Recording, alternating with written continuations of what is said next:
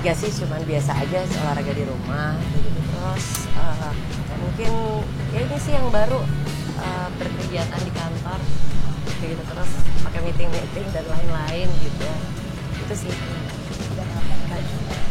Nggak juga loh, kita tuh juga banyak berantemnya, cuman memang beda sih, kayak mungkin kan memang beda cara didiknya kayaknya. Kalau misalkan dengan cara didik dulu mama aku terapin ini Mikaela kayaknya kabur deh.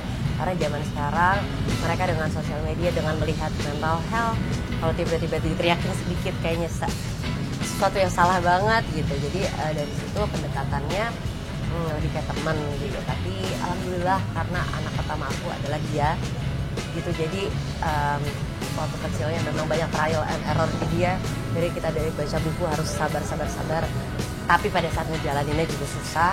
Jadi banyak banget kesalahan dalam mendidik itu di Mikaela. Tapi alhamdulillah dia bisa apa ya, terkadang kalau aku capek dia benar-benar persis kayak aku, kayak mama capek kayak aku ke dia gitu. Gitu sih, alhamdulillah sih.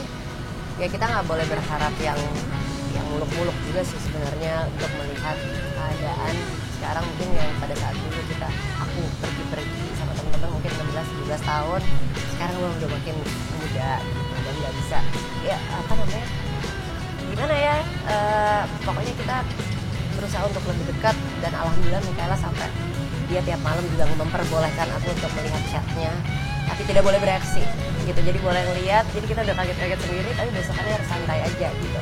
Tapi at least dia terbuka seperti itu, dia cerita gitu. Dan ya emang harus jadi ibu, mungkin sekarang juga tetap masih belajar, tapi mungkin kalau yang sekarang aku jalanin mungkin harus apa ya, pinter beradaptasi kali ya gitu. Tapi memang harus tetap dijaga juga, dia harus tahu walaupun dia bisa cerita semuanya sama aku, tapi ada saat-saatnya tetap kamu anak mama dan kamu masih hidup dari mama.